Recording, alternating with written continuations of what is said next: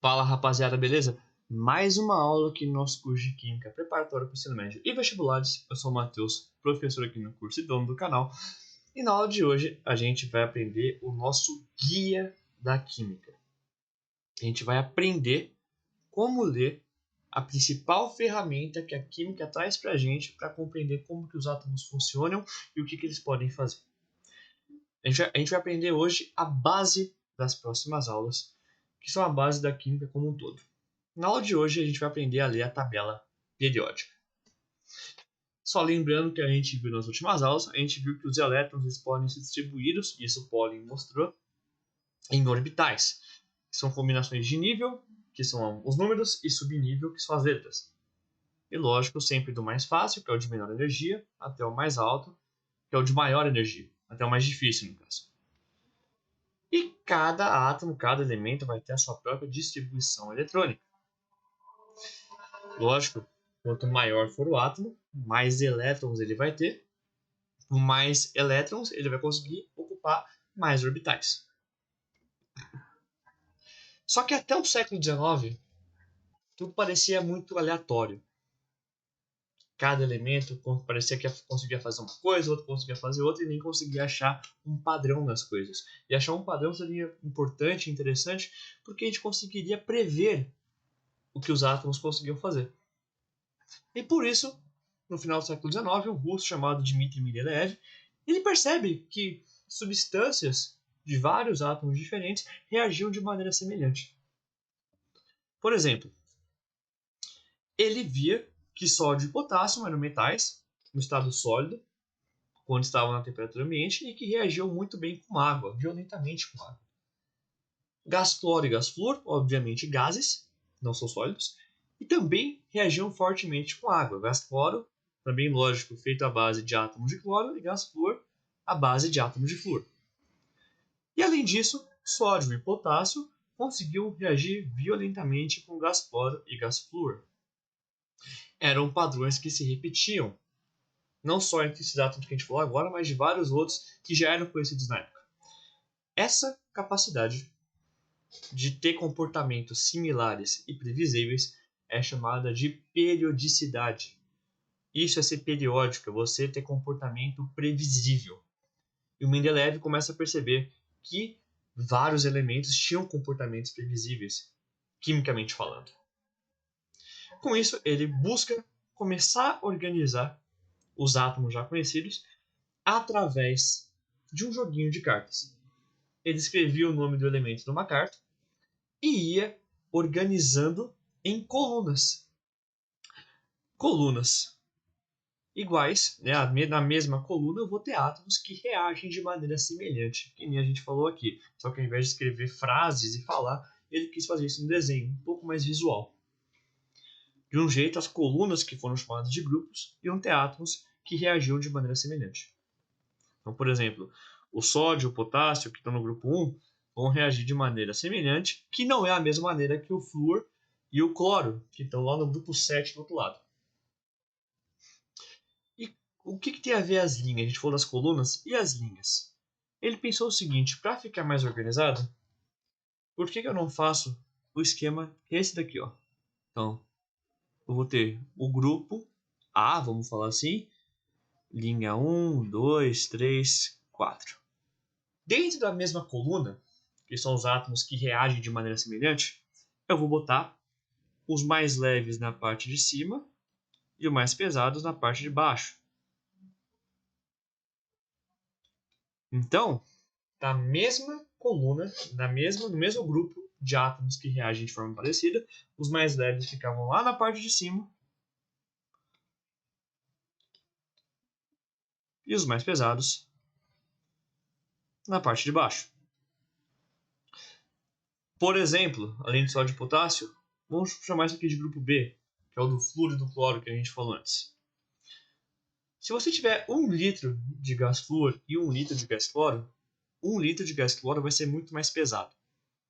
Isso indicava para o Mendeleev, e para todo mundo, na verdade, que os átomos de cloro tinham que ser mais pesados que os átomos de flúor. Então, o flúor teria que vir antes, porque ele é mais leve, e o cloro viria depois.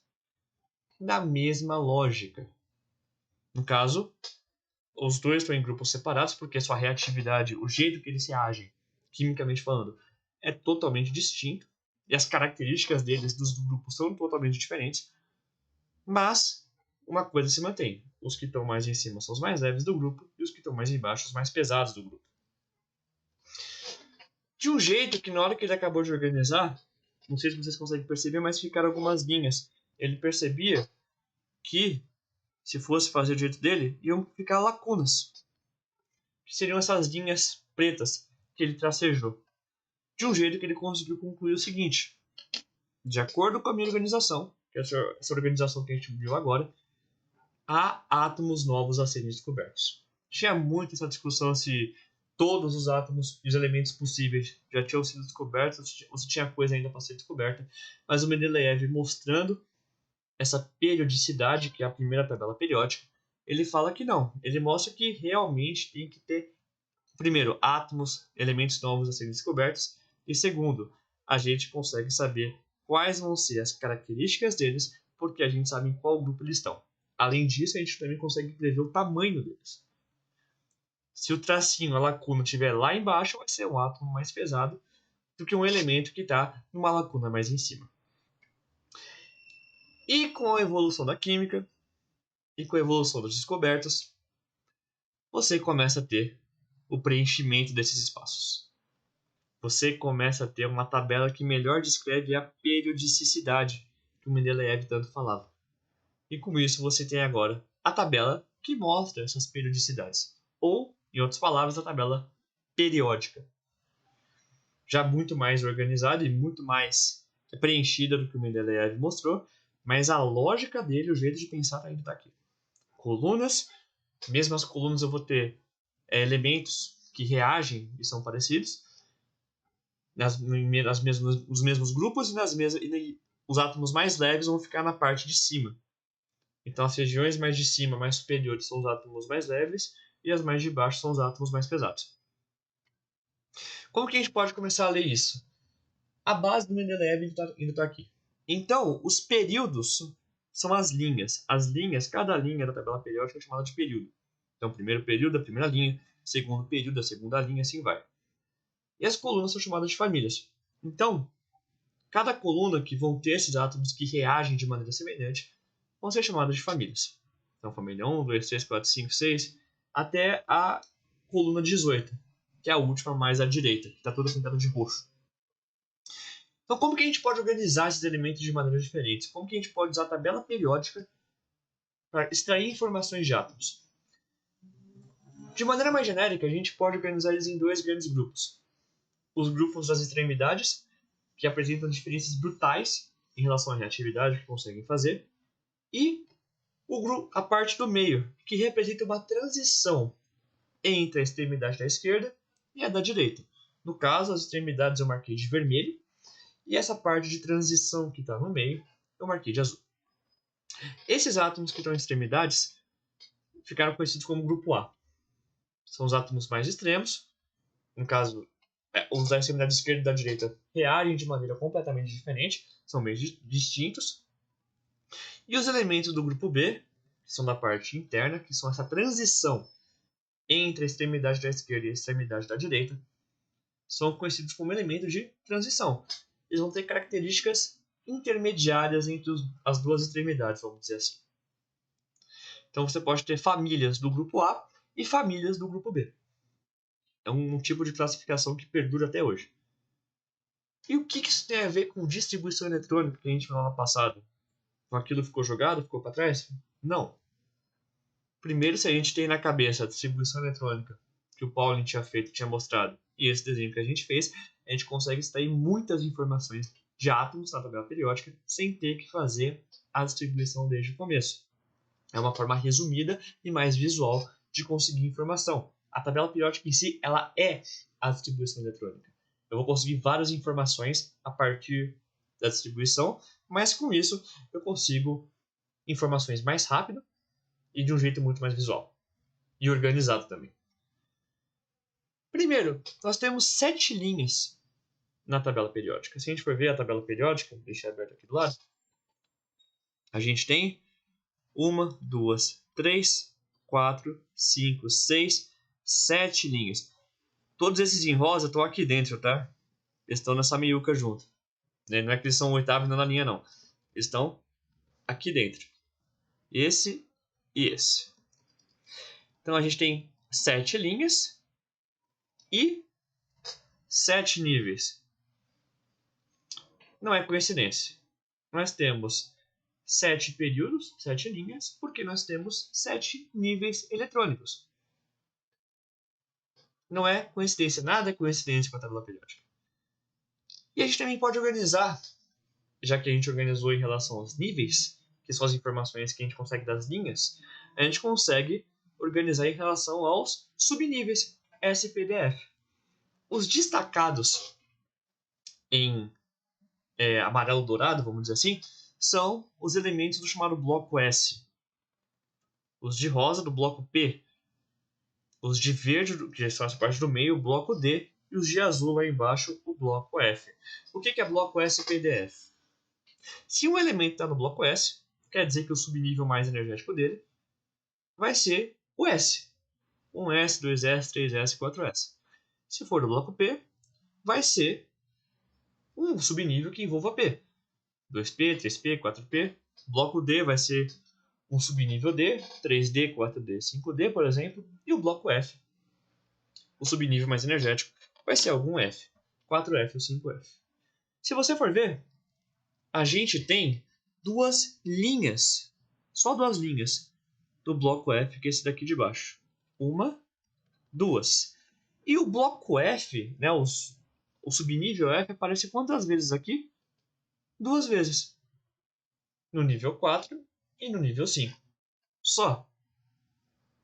E é por isso que só temos duas linhas de bloco F, porque ele só aparece em 2 níveis da tabela periódica.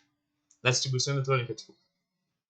O bloco D aparece em, se a gente for ver aqui, o bloco D vai aparecer em 1, 2, 3, 4 linhas, que são essa meiuca aqui que a gente fez de amarelo. E quantas vezes o subnível D aparece na distribuição eletrônica? Aparece no nível 3, no nível 4, no nível 5 e no nível 6. 4 níveis que tem o subnível D, 4 linhas do bloco D. De novo, não é coincidência. O bloco P aparece em 6 linhas, todas as linhas menos a primeira, ou todos os períodos menos o primeiro. Em quantos níveis eu tenho um subnível P? Em todos, menos o primeiro. De um jeito que eu vou ter o bloco P em 6 linhas, por isso que o bloco P aparece em 6 períodos da tabela periódica.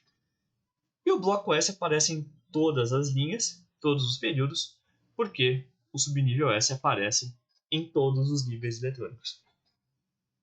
Nada é por acaso, a gente consegue ter informações dos átomos, inclusive da distribuição eletrônica deles, sem ter que fazer ela desde o começo. Esse que é o principal pulo do gato da tabela periódica. Vamos pegar um exemplo, por exemplo, do flúor, que tem 9 elétrons e essa distribuição eletrônica, 1s2, 2s2, 2p5. Olhando essa distribuição, em que posição ele vai estar na tabela periódica de acordo com essas informações? Primeiro, a última camada do flúor é a 2, 2s2, 2p5. De um jeito que a gente pode garantir que ele vai estar no segundo período. Por que o segundo período? Porque os períodos têm relação com os níveis. Se o último nível dele é o 2, ele vai estar no período 2. O flúor está aqui, ó. Está bem aqui. Se a gente for ver, esse é o primeiro período, esse é o segundo período. Isso quer dizer que a distribuição eletrônica dele vai nos mostrar que a última camada do flúor, que é a camada de valência, vai ser a camada 2. Por isso que ele está no período 2. Ele acaba com P5. Isso quer dizer que vai estar no bloco P. E não só isso, já que é P5, ele vai estar na quinta coluna do bloco P. O bloco P, se a gente for lembrar que a gente viu, está bem aqui, ó. Que eu estou destacando agora. Deixa eu destacar com uma cor mais fácil de ver depois. Destacar de vermelho. Então, esse é o bloco P. O bloco P é esse daqui, que está na extremidade, na verdade, o bloco P está na extremidade direita da tabela periódica, em oposição ao bloco S lá do outro lado, que também faz parte do grupo A. Então, se a gente for ver, dentro desse bloco P, em qual coluna está o flúor? O flúor vai estar, no caso, na coluna 5. Primeira coluna, segunda coluna, terceira coluna, quarta coluna, quinta coluna. P1, P2, P3, P4 e P5. Então eu sei, só pela distribuição, que o flúor vai ter que estar no segundo período e na quinta coluna do bloco P. Só com essas informações eu já consigo saber exatamente, e a gente vê como está correto, onde ele vai estar na tabela periódica. E o flúor tem 7 elétrons na última camada e ele é do grupo A. Se a gente for ver aqui, ó, o flúor, a região onde ele está, o bloco P, é a região do grupo A. Então ele tem que estar na sétima família, na sétima coluna do grupo A. Já que a gente está falando do grupo A, toda essa meiuca aqui que eu destaquei de azul, eu vou descartar. Vamos ver em qual coluna que ele vai estar então? Só apagar isso aqui antes para ficar mais fácil de ver. Então vamos lá. 1A, 2A, pula o meio porque eu não quero o grupo B, eu quero o grupo A. 3A, 4A, 5A, 6A e o flúor está na família 7A. A sétima coluna, a sétima família do grupo A. E por que isso? Porque ele tem 7 elétrons na sua última camada, que nem a gente viu aqui. 7 elétrons na última camada, ou se você quiser, na quinta coluna do bloco P. É exatamente a mesma coisa. E aqui tem a nossa resolução final. O flúor está justamente no segundo período, porque a última camada dele é o nível 2, e está na quinta coluna do bloco P, ou se você quiser pegar aquela agrupação de A e de B, A, os que estão mais na extremidade, e B, os que estão no meio, os elementos de transição, ele vai estar na sétima coluna do grupo A. E com isso agora eu posso te falar a parte que mais cai em prova muitas vezes, que são as famílias do grupo A. No caso, a gente tem 8 colunas no grupo A. E cada família do grupo A tem seu nome. 1A, que é a primeira coluninha que tem em vermelho. Metais alcalinos. 2A, metais alcalinos terrosos. 3A, pula essa parte do meio, que é a parte B de transição, e vai começar da família do boro, que é a 3A. Família 4A, família do carbono. Família 5A, do nitrogênio. 6A, calcogênios. 7A, halogênios. E 8A, gases nobres. O hidrogênio, o primeiro lá em cima da 1A, não faz parte da família 1A. Importante falar isso. Ele não tem família. Se você for ver, ele está pintado de azul, que nem o carbono, o nitrogênio e o oxigênio. Ele parece muito mais esses átomos pintados em azul do que esse em vermelho, que é da família 1A. A gente vai ver depois como exemplo na próxima aula o porquê disso, mas o hidrogênio não é um metal. Por isso, ele não está pintado de vermelho, assim como os outros membros da família 1A. Então, o que a gente tem que sair daqui sabendo? A tabela periódica ela vai organizar elementos através das suas características semelhantes, quimicamente falando, tanto de propriedades quanto de reação. E essa organização, Mendeleev não sabia disso, mas depois se provou com o passar dos anos, é um reflexo da distribuição eletrônica dos átomos. Então, as características químicas deles, relacionadas ao como eles podem reagir ou não reagir, está ligado com a distribuição eletrônica. E a gente vai ver nas próximas aulas como que a gente pode usar isso para prever reações e interações atômicas chamadas ligações. Os átomos são organizados em períodos, que são as linhas, e famílias, que são as colunas, que estão totalmente ligados com a distribuição eletrônica, e por causa disso a tabela periódica é a distribuição eletrônica. Então, se você entendeu distribuição, você entende tabela periódica. Gente, a aula de hoje acaba por aqui. Se vocês gostaram, se inscrevam aqui, manda esse vídeo para alguém. E se você quer que eu fale alguma coisa específica, alguma dúvida que não resolveu, deixa aqui embaixo que eu vou tentar responder o mais rápido possível. E se você gosta de ciência e quer aprender como estudar de jeito melhor, aprendendo mais em menos tempo, eu te convido a me seguir no Instagram, @prof.matheusgaldino. Posto quase todo dia, não só avisos de aulas daqui quando saem, mas também coisas que ajudam meus alunos quase todos os dias. Gente, essa foi a aula de hoje. Na aula que vem a gente vai começar a aprender propriedades de átomos, o que tem tudo a ver com tabela periódica. E com isso a gente vai poder aprender uma das principais matérias da química, que são as ligações. Vejo vocês na próxima aula. Até mais!